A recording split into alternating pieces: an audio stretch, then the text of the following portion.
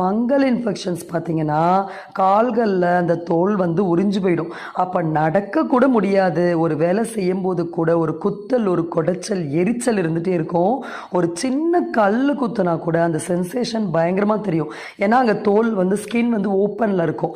அதே மாதிரி கைகள்லேயும் ஓப்பனில் இருக்கும். ஸோ அவங்களால ஒரு ஈரத்தை தொட முடியாது, ஒரு தண்ணீரில் வேலை செய்ய முடியாது. ஒரு சின்ன காரம் பட்டுட்டா கூட அவங்க படுற வேதனை கொஞ்சம் நஞ்சம் கிடையாது.